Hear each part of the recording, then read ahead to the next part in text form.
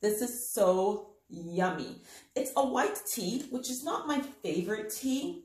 I find that white teas have a little bit of a bitter aftertaste that I don't love, but this is really delicious. This is infused with wild orange blossoms and some other really nice citrusy flavors, which I really enjoy, and I completely recommend it. The thing to remember with white teas that are important is that you can't steep them in boiling water. Yeah, it burns the little leaves and they get really burnt, and they give off even more of that bitter aftertaste that I was talking about. So it's super important after you bring your water to a boil, let it sit for a couple minutes before you pour it on the tea bag. But Tivana's Youthberry is super delicious. I actually bought that at Walmart, so that's where you can find that guy. All right, so today I want to talk about forgiveness. I know forgiveness is a hard thing to talk about because there's so many variables, there's so many circumstantial variables. It's who offended you, it's what the offense was, it's when the offense was, it's your personality type, it's the proximity in which you are, it's how long ago was the offense. There's so many different variables that come into play when we talk about forgiveness. So I just want to briefly say the reason why forgiveness is so difficult, it's because it's the letting go of feelings.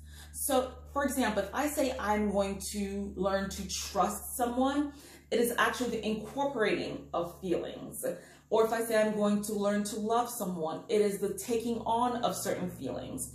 The thing with forgiveness, it's the letting go of certain feelings. And that's why it's so difficult. So forgiveness is hard. I'm just going to put it out there. Forgiveness is hard, and it's a difficult thing to do. And it's very steeped in a lot of people's morality and all these other very complicated issues. And I will not say that forgiveness is easy. However, what I will say is that across the board, we can all agree, research scientists included, that when you choose to forgive, you are happier and healthier. Okay, so let's talk about what forgiveness is not.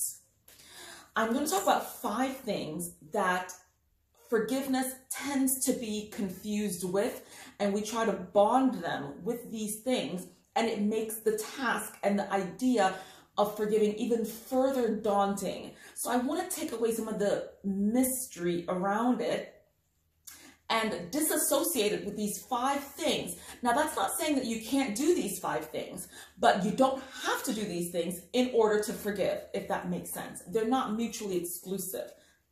So let's get started. Number 1, forgiveness is not condoning. You do not have to condone someone's behavior to choose to forgive them. You're not saying that your behavior is okay. You're not saying that.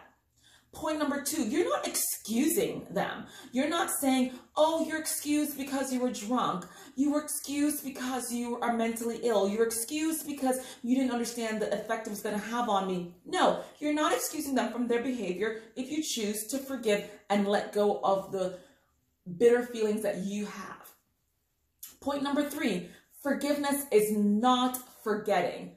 You do not have to forget the incident or the behavior or the thing that hurt you in order to forgive someone for hurting you.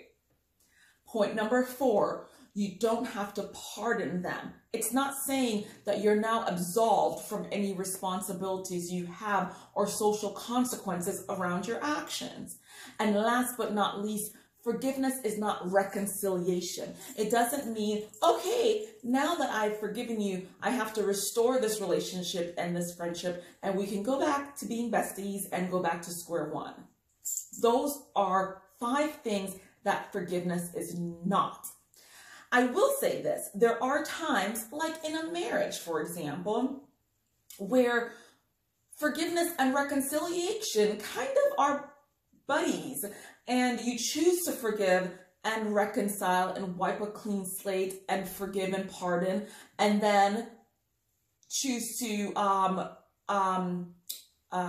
excuse their behaviors. There are times that you would choose to associate your forgiveness with one and or all of these 5 things, but it doesn't have to be the case. So if you are in a situation where you are in a place where you would like to forgive someone or something, dead or alive, that has harmed you or hurt you or offended you, and you're having a difficult time making the decision to forgive, I hope this video helps in recognizing that you don't have to pardon them. You don't have to excuse them. You don't have to forget what they did to you. You don't have to reconcile, and you're definitely not condoning what they've done.